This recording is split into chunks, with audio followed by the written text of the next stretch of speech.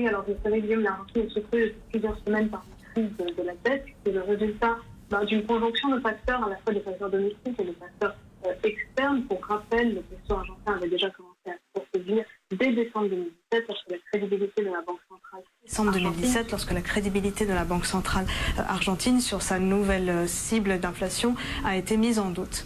D'autre part, le pays fait face à des récoltes particulièrement faibles, ce qui a fait baisser les recettes en dollars qu'il pouvait espérer de ses exportations, alors que la balance courante était déjà déficitaire. Et de manière générale, la hausse des taux aux États-Unis et le sentiment négatif des investisseurs sur l'ensemble de la dette émergente, tout ça a contribué à une hausse du coût de financement pour l'Argentine.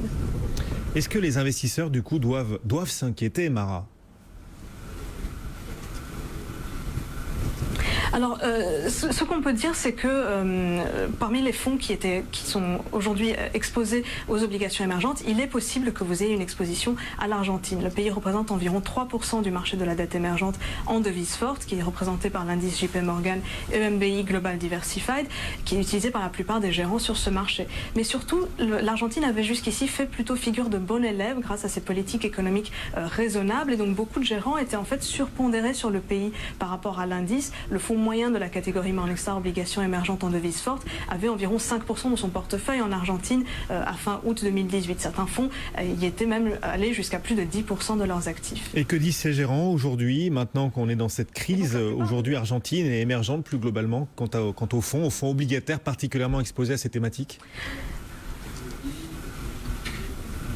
Voilà, alors la plupart des gérants avec lesquels nous avons fait le point récemment restent finalement assez rassurants, assez optimistes. Ils ne croient pas à un scénario de défaut de paiement à court terme. Ils mettent en avant le fait que, selon eux, le FMI ne laissera pas tomber l'Argentine et que le président Macri a donné suffisamment de garanties sur le maintien de mesures économiques très orthodoxes. Notamment, il a annoncé une politique fiscale encore plus conservatrice qu'auparavant. Alors l'exemple le plus frappant parmi les fonds qu'on couvre, c'est celui du fonds Templeton Emerging Market Bonds. C'est un fonds noté bronze. Le fonds a une approche contrariante qui le mène souvent à acheter ce que le reste du marché vend, entre guillemets, pour de mauvaises raisons, selon le gérant.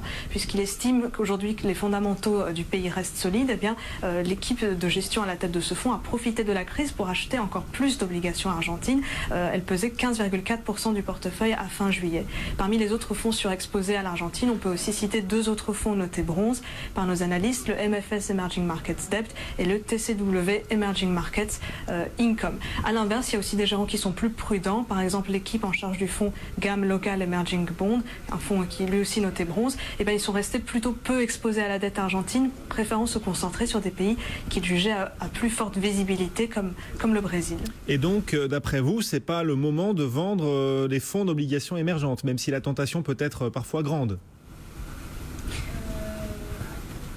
Voilà, alors il ne faut surtout pas céder à cette tentation de céder à la panique. Ce serait un mauvais moment pour vendre, mais c'est un bon moment de se rappeler surtout les principes de base lorsqu'on choisit d'investir sur les émergents.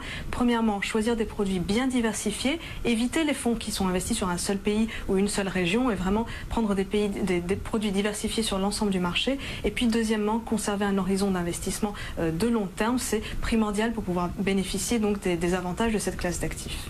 Mara Dobrescu depuis Morningstar, donc sur ces fonds d'obligations émergentes et particulièrement liés à l'Argentine. Voilà, quelques idées de stratégie. C'est vrai que la situation est forcément